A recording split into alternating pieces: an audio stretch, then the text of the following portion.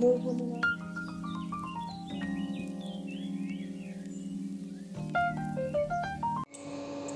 গপু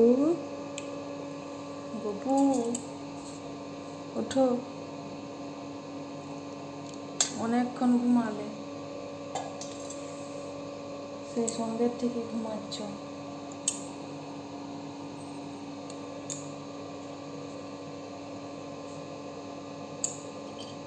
উঠে যাও, সকাল হয়ে গেছে।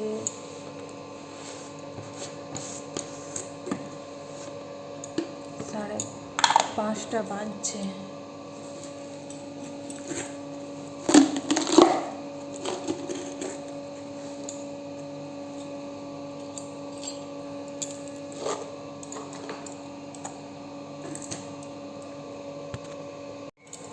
গপু ওঠো ওঠো ওঠো, অনেকক্ষণ ঘুমিয়েছ।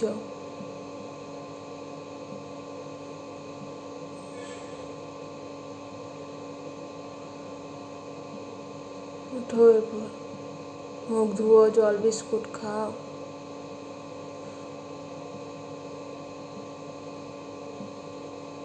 সুপ্রভাত বন্ধুরা, কেমন আছো সবাই? আশা করি সবাই খুব ভালো আছো, আর আমরাও বেশ ভালোই আছি।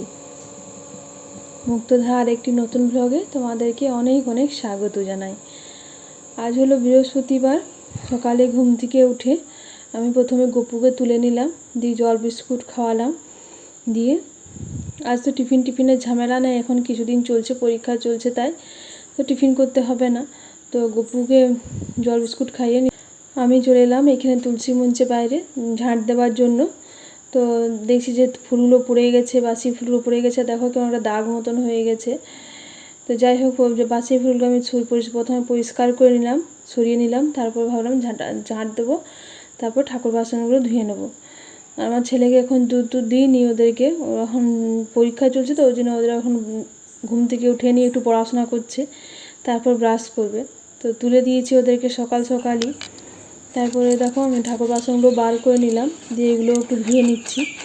আর তারপরে এগুলো ধুয়ে নিয়ে ওদেরকে দুধ দেবো আর জল টল দেবো, তারপরে ওদেরকে স্কুলে পাঠিয়ে দেবো, তারপর ঘরের কাজে যোগ দেবো।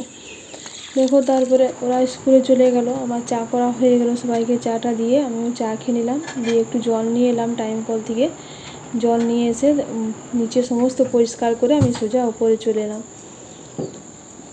আর যেহেতু বৃহস্পতিবার, ওই জন্য একটু ওপরে ঘরগুলো মুছামুছি করে নিলাম। রোজ তো মুছি না, তোমরা তো জানোই, তবে বৃহস্পতিবারে তো মুছতেই হবে। যে ঘরটাগুলো পরিষ্কার করে মোছামুছি করে আমি সোজা চলে এলাম আমাদের বাড়িতে। আজকে বৃহস্পতিবার, লক্ষ্মী পুজো। দুব্বা ঘাস তুলে নিলাম। দেখো এখানে আমাদের কত গাঁদা গাছ হয়েছে, এগুলো নিজেই হয়েছে, জানো তো, লাগাইনি। এগুলো আগের বছর এখানে গাছ হয়েছিল, আমার মনে হচ্ছে ওইখান থেকে বীজগুলো পড়েছে, দিয়ে ওটাতে নিজের থেকেই হয়েছে। তারপর আমি দুব্বাটা তুলে নিজেও চান করে নিলাম। চান করে এসে আজকে বাবাকে খেতে দিলাম, যেহেতু আমার আজকে তাড়াতাড়ি চান হয়েছে, তো বাবা তখন ছিল না বাড়িতে। তো ভাবলাম চানটা করে এসে নিয়ে তারপরে বাবাকে খেতে দেবো। তো বাবাকেও ডেকে ফেললাম, এই চান টান করে এসে নিয়ে বাবাকে খেতে দিয়ে তারপরে পুজোতে বসবো ভেবেছি। দেখো আজকে কি সুন্দর আমি পান পেয়েছি, মনের মতন পান, ছোট্ট একটা।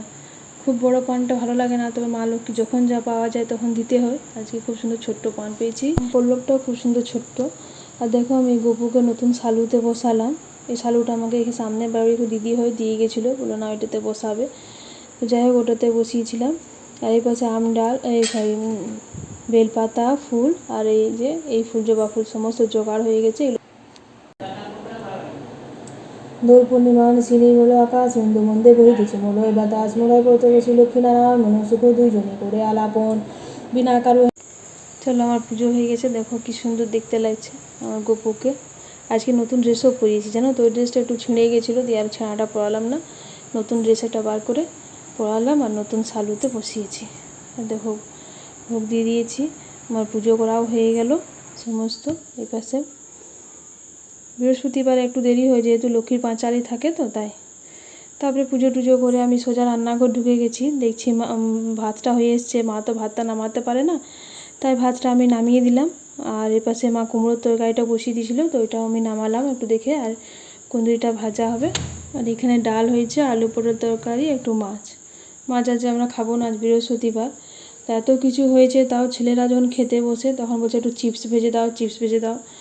আবার সেই চিপস ভাজতে চলে এলাম, তখন প্রায় বাজে দুটো। দুটো না হলেও 1:30 হবে। মাকেও দিয়ে দিয়েছি আর ছেলেগুলোকে দিয়ে দিয়েছি। আমার বরের হয়ে গেছে, বাবার হয়ে গেছে, আর দাদা আজকে বাড়িতে খাবে না, বাইরে খাবে। দিয়ে আমাদের সবারই খাওয়া দাওয়া হয়ে গেল।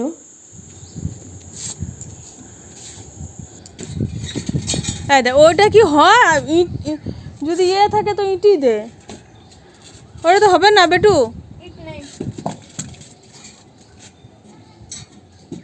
ওটাতে পা দেওয়া যাবে না। এক কাজ কর, ওই ইটের উপরে ইট দিয়ে দে।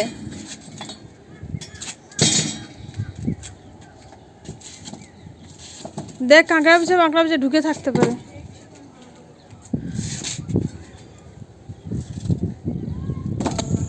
ওর বলটা উঠে গেছে ওপরে, তাই বলটা দেখছে যে আছে কি নেই। এখন বিকেল প্রায় বাজে 6টা। দেখো আমি আলু পোস্তটা আজকে দুপুরেই করে রেখে দিয়েছিলাম, একটু সময় ছিল তাই। বিকেলে বেশি কাজ রাখি না এখন, যেহেতু ছেলে পরীক্ষা চলছে, পড়াতে হয় তাই। আর এই পাশে ভাতও আজকে একটু বেরিয়ে গেছিলো, তো ভাতটা আমি জানো তো কী করে গরম করি, গ্যাসের উপরে বসিয়ে দিই, আর হাতে করে একটুখানি জল দিই, সামান্য, এই যে একটুখানি জল দিলাম, দিয়ে আর কিচ্ছু দেবো না, বাস ঢাকা দিয়ে আর গ্যাসের ফ্লেমটা একদম লোতে করে দেবো। আর ওটাতেই আস্তে আস্তে আস্তে আস্তে ভাতটা এত সুন্দর গরম হয়ে যায় না, মানে একদম মনে হবে যে গরম ভাত খাচ্ছি, খুব সুন্দর গরম হয়ে যায়। দিনের ভাত থাকলে মোটামুটি আমি এমনি করেই গরম করি। তারপরে দেখো সন্ধ্যের সময় বা সেই জলখাবারের এই একটি ঝামেলা, তো বলছে আজকে মুড়ি খাবো, তো খুব ভালো করে মেখে দিতে হবে অনেক কিছু দিয়ে। তাই আমি একটু আচারের তেল নিলাম, পেঁয়াজ কুচি, চানাচুর, নারকেল কুচি আর ছোলা আর মুগ ভিজে এইসব দিয়ে ভালো করে বলছে মুড়িটা মেখে দাও, ঝালমুড়ি করে দাও, তাহলে খাবো। তো তাই করে দিচ্ছি একটু আচারের তেল দিয়ে।